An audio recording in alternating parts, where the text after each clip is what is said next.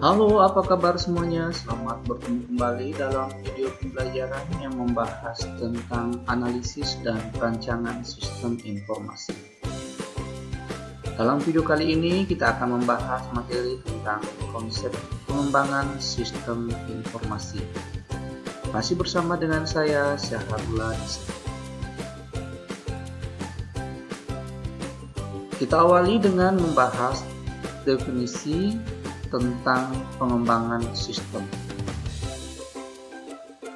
Pengembangan sistem itu adalah suatu proses penyusunan dan pembuatan suatu sistem yang baru untuk menggantikan sistem yang lama secara keseluruhan, atau bisa juga hanya memperbaiki sistem yang lama atau sistem yang sedang berjalan agar fungsi dari sistem yang lama masih bisa berjalan lebih optimal dalam membantu kinerja organisasi atau perusahaan.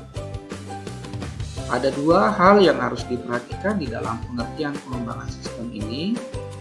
Yang pertama adalah kita membangun sistem yang baru dan menggantikan sistem yang lama.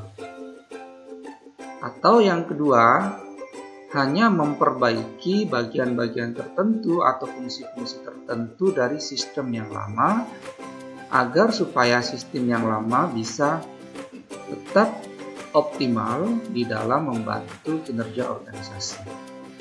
Jadi dalam mengembangkan sistem tidak selamanya hanya selalu mengarah kepada pembuatan sistem yang baru, tetapi bisa juga hanya merupakan perbaikan daripada sistem yang lama. Nah, dalam mengembangkan satu sistem informasi, terkadang kita membutuhkan alasan atau justifikasi kenapa kita akan mengembangkan sistem informasi. Biasanya alasan-alasan kita mengembangkan satu sistem informasi itu yang pertama karena adanya permasalahan yang timbul di sistem yang lama. Jadi sistem lama yang kita sedang pakai itu sudah menimbulkan berbagai macam permasalahan, atau mungkin ada beberapa bagian atau fungsionalitas daripada sistem yang lama yang sudah tidak berfungsi. Permasalahan-permasalahan lain itu bisa karena pertumbuhan organisasi. Pertumbuhan organisasi di sini artinya mungkin karena perusahaan itu atau organisasi itu mengalami perkembangan sehingga volume informasi yang dibutuhkan tidak bisa lagi di-cover atau tidak bisa lagi ditangani oleh sistem yang lama. Terjadinya perkembangan organisasi juga bisa jadi karena perusahaan atau organisasi tersebut membutuhkan penanganan daripada data atau informasi yang lebih luas lagi sehingga sistem lama sudah tidak bisa lagi menanganinya. Maka perlu dilakukan pengembangan sistem informasi yang baru atau memperbaiki sistem yang lama. Alasan yang kedua adalah untuk meraih kesempatan-kesempatan. Persaingan pasar yang ketat serta kecepatan informasi atau dibutuhkan suatu efisiensi waktu sangat menentukan berhasil atau tidaknya strategi dan rencana-rencana yang disusun untuk meraih kesempatan-kesempatan atau peluang-peluang pasar. Sehingga teknologi informasi itu perlu digunakan untuk meningkatkan penyediaan informasi. Nah, perlu dilakukan perbaikan ke sistem baru, pembuatan sistem yang baru atau perbaikan sistem yang lama agar supaya proses pengambilan keputusan yang akan dilakukan oleh manajemen itu bisa lebih tepat. Sehingga dibutuhkan pengembangan sistem yang baru atau memperbaiki sistem yang lama. Alasan yang kedua adalah adanya instruksi dari pimpinan atau adanya peraturan pemerintah. Sistem yang baru dapat juga terjadi karena adanya instruksi dari pimpinan atau dari manajemen, atau bisa juga dari luar organisasi, misalnya karena adanya peraturan pemerintah yang menyebabkan sehingga sistem lama itu tidak bisa lagi digunakan Olehnya itu perlu dilakukan satu pengembangan sistem yang baru. Ada beberapa indikator perlunya dilakukan satu pengembangan sistem. Indikator di sini artinya petunjuk-petunjuk atau keadaan-keadaan yang terjadi, realitas-realitas yang terjadi, atau fakta yang terjadi dalam satu organisasi sehingga kita perlu melakukan satu pengembangan sistem. Indikator itu misalnya karena sudah banyak keluhan dari pelanggan. Misalnya sistem yang kita pakai terlalu lambat sehingga menimbulkan banyak keluhan dari pelanggan. Maka itu perlu juga menjadi indikator kenapa, karena sistem itu perlu dikembangkan. Pengiriman barang yang sering tertunda atau pembayaran gaji yang terlambat, laporan yang tidak tepat waktu, dan indikator-indikator lainnya. Jadi ada banyak sekali indikator yang bisa kita jadikan petunjuk kenapa kita perlu melakukan pengembangan sistem informasi. Misalnya biaya operasi yang sudah terlalu tinggi, sehingga perlu dilakukan perbaikan terhadap sistem itu tadi. Waktu kerja yang berlebihan, kemudian isi laporan yang sering salah. Jadi ini beberapa indikator. Nah, prinsip yang harus dipegang di dalam melakukan pengembangan sistem yang pertama adalah sistem yang dikembangkan adalah untuk manajemen. Artinya, sistem itu dibuat untuk mendukung manajemen di dalam membuat satu keputusan agar keputusan yang dibuat nanti berdasarkan pada data yang disajikan oleh sistem yang kita kembangkan.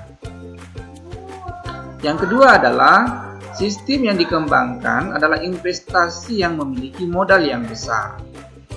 Maka setiap investasi modal itu harus mempertimbangkan dua hal.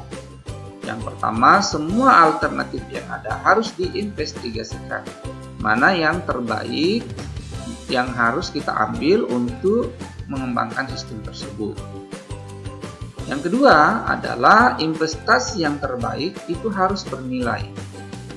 Nah, inilah yang harus dijadikan pertimbangan di dalam mengembangkan sistem yang berkaitan dengan prinsip investasi modal. Prinsip yang ketiga adalah sistem yang dikembangkan itu memerlukan orang yang terdidik. Jadi dalam pengembangan sistem nanti, stakeholders yang kita libatkan itu haruslah merupakan expert di bidangnya masing-masing. Seperti yang sudah dipelajari dalam video sebelumnya, di dalam stakeholder system, di situ sudah mencakup stakeholders atau orang-orang yang akan kita libatkan di dalam pengembangan sistem sesuai dengan kepakaran atau expert mereka. Prinsip yang keempat adalah tahapan kerja dan tugas-tugas yang baru dilakukan dalam proses pengembangan sistem. Kemudian proses pengembangan sistem itu tidak harus urut. Lalu jangan takut membatalkan proyek jika memang proyek sistem itu tidak menguntungkan. Lalu dokumentasi harus ada untuk pedoman dalam pengembangan sistem. Tujuan pengembangan sistem itu adalah untuk memperbaiki sistem yang lama, sehingga sistem baru diharapkan terjadi peningkatan dalam beberapa hal, misalnya kinerja yang dapat diukur dari throughput dan respon time. Throughput itu adalah jumlah pekerjaan yang dapat dilakukan pada suatu saat tertentu. Artinya nanti bisa diukur berapa banyak pekerjaan yang bisa dilakukan dalam waktu tertentu dengan memanfaatkan sistem yang kita kembangkan. Kemudian respon times itu adalah rata-rata waktu tertunda di antara dua transaksi. Berapa banyak waktu yang tertunda, itu juga harus menjadi pertimbangan.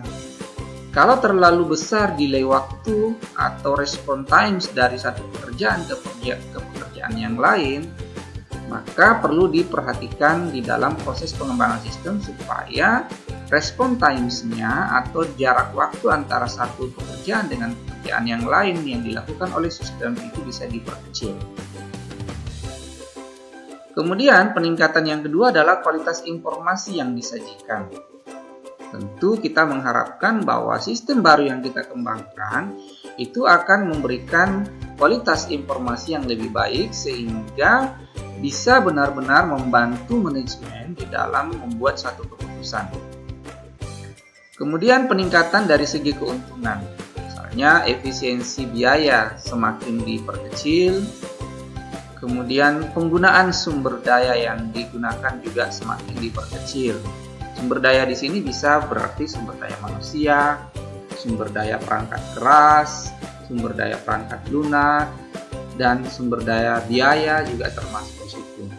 Artinya prinsip dari pengembangan sistem di situ adalah dengan adanya pengembangan sistem tentu kita tidak perlu lagi menggunakan sumber daya yang terlalu banyak. Misalnya kalau tadinya kita mempekerjakan pegawai ada 5 orang, kalau kita sudah menggunakan sistem informasi mungkin kita tinggal menggunakan 2 atau 3 orang sumber daya manusia. Karena mungkin sebagian pekerjaan penginputan data itu akan terdistribusi ke pelanggan sendiri. Misalnya seperti ATM ya, mesin sistem informasi yang ada di perbankan yang digunakan di ATM.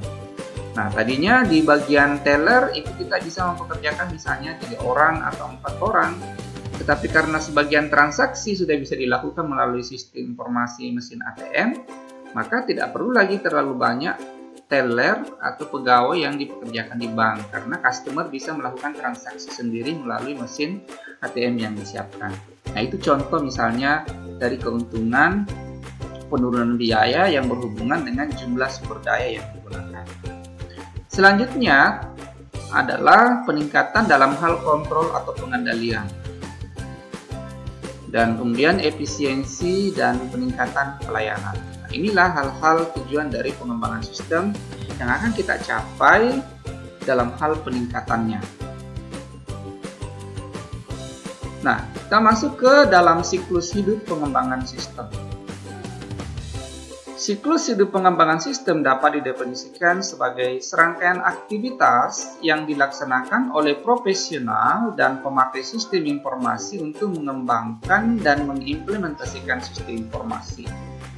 Gambar di sini yang ada di sebelah memperlihatkan bagaimana siklus dari satu pengembangan sistem informasi itu berlangsung secara life cycle. Artinya terus-menerus, mulai dari requirement analysis, menentukan atau menganalisis apa kebutuhan dari sistem yang akan kita kembangkan. Kemudian kita lakukan desain atau perancangan, baik dari perancangan jaringan, perancangan database, dan perancangan interface atau tampilan layar, perancangan output, semua dilakukan di fase desain. Kemudian implementation, di sini adalah proses building programs-nya, membangun program. Setelah selesai, kemudian dilakukan evaluasi atau testing. Kalau sudah tidak terjadi permasalahan, maka lakukan evolution atau penerapan sistem tadi. Evolution di sini itu berarti ada di situ maintenance system. Kemudian dari maintenance-nya nanti akan kita ketahui bahwa terjadi lagi permasalahan-permasalahan, maka terjadi evolusi di situ berarti kembali lagi ke requirement. Nah, inilah kenapa tadi disebutkan bahwa dalam pengembangan sistem bisa jadi sistem lama tinggal diperbaiki supaya lebih optimal. Nah, itulah yang kita sebut dengan evolution, sehingga di sini terjadi life cycle, berputar seterusnya. Ada banyak model dalam pengembangan sistem informasi seperti model waterfall, model prototyping, kemudian model rapid application development atau RAD, atau model incremental. Namun secara garis besar, aktivitas yang dilakukan dalam setiap tahapan itu terbagi berdasarkan gambar yang ada di sini. Jadi 1, 2, 3, 4 ada 6 tahapan. Requirement analysis, design, implementation, testing, dan evolution. Kita lihat satu-satu ya. Fase pertama di fase analisis sistem atau requirement-nya. Apa yang dilakukan dalam fase analisis? Yaitu dibentuk satu struktur kerja yang akan memberikan gambaran mengenai sistem yang sedang berjalan dan harapan pemakai sistem pada sistem yang akan kita bangun. Nah, jadi di sini kita melakukan analisis tentang apa permasalahan dari sistem yang lama, lalu kemudian apa kebutuhan daripada sistem apa kebutuhan dari pengguna yang akan diterapkan di dalam sistem baru yang akan kita bangun. Nah, gambaran umum ini bisa kita deskripsikan mengenai sistem yang sedang berjalan, bisa digambarkan dalam bentuk flowchart, atau bisa juga digambarkan dalam bentuk bagan. Suatu sistem yang diusulkan harus layak, yaitu sistem itu harus memenuhi kriteria-kriteria kelayakan sistem, seperti kelayakan teknis, kelayakan ekonomis, berarti ada keuntungan yang dapat lebih besar daripada biaya yang dikeluarkan. Kemudian kelayakan legal. Sistem baru yang akan kita kembangkan nantinya itu tidak melanggar aturan dari pemerintah misalnya. Lalu kelayakan operasional, bahwa sistem baru yang kita kembangkan telah tersedia personil atau karyawan yang bisa mengoperasikan sistem yang akan kita kembangkan nantinya. Kemudian pekerjaan yang dilakukan dalam fase analisis berikutnya adalah identifikasi masalah dan solusi kebutuhan yang diperlukan selama proses pengembangan sistem. Kemudian dokumentasi hasil analisis yang berisi penemuan-penemuan dan rekomendasi serta alasan untuk mengembangkan suatu sistem baru nanti akan kita tuangkan dalam bentuk analisis kebutuhan fungsional dan non-fungsional dari sistem. Fase kedua adalah fase perancangan atau desain sistem. Kegiatan yang dilakukan di dalam fase ini yaitu merancang proses dengan mengidentifikasikan laporan-laporan dan output yang akan dihasilkan oleh sistem yang diusulkan.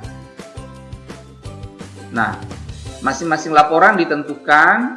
Biasanya perancang sistem itu membuat perancangan sistem tentang outputnya, inputnya, bagaimana proses yang akan terjadi, kemudian rancangan database-nya, rancangan teknologinya, rancangan networking-nya, dan sebagainya. Ya, seperti itu. Kemudian fase ketiga adalah implementasi sistem. Yang dilakukan pada fase ini adalah pembangunan aplikasi dengan menggunakan software yang diusulkan. Jadi di sini sudah bekerja stakeholder, dalam hal ini adalah expert programming, karena sudah melakukan coding di sini. Fase keempat adalah pengujian atau testing. Pengujian ini dilakukan untuk mengintegrasikan metode perancangan kasus pengujian software ke dalam langkah-langkah terencana yang sudah tersusun rapi sehingga kita bisa menghasilkan perangkat lunak yang sukses atau bisa menghasilkan aplikasi yang sukses. Nah, tujuan pengujian itu adalah untuk mengetahui berapa banyak usaha, waktu, dan sumber daya yang akan diperlukan. Sasarannya adalah mengurangi risiko yang terlihat di dalam sistem komputer. Nanti pengujiannya bisa menggunakan black box testing atau bisa juga menggunakan white box testing. Fase kelima adalah evolusi sistem informasi. Software atau perangkat lunak atau aplikasi pada dasarnya dia bersifat fleksibel sesuai dengan siklus yang sudah digambarkan di slide-slide sebelumnya. Dengan berubahnya kebutuhan seiring dengan perubahan kondisi bisnis atau pertumbuhan organisasi, maka selayaknya juga software atau aplikasi kita itu mengalami perubahan. Sehingga perlu evolusi atau perlu dilakukan kembali siklus pengembangan sistem itu tadi, dianalisis lagi apakah sistem yang lama masih sesuai atau tidak sesuai dengan perkembangan dari bisnis tadi. Nah, walaupun terjadi pembatasan antara proses pengembangan perangkat lunak dan proses evolusi perangkat lunak, tetapi proses pemeliharaan itu dianggap sesuatu yang menantang dari pengembangan perangkat lunak aslinya. Jadi di bagian evolusi yang terpenting itu adalah maintenance-nya, untuk melihat apakah fungsi-fungsi daripada sistem yang kita bangun itu masih bisa menangani perubahan kondisi bisnis atau organisasi atau tidak. Jika tidak, maka lakukan siklus dari awal kembali untuk melakukan pengembangan sistem tadi. Demikianlah video pembelajaran kita kali ini yang membahas tentang pengembangan sistem informasi. Jika ada pertanyaan, silahkan ditanyakan melalui forum grup diskusi kita. Sekian, Assalamualaikum warahmatullahi wabarakatuh.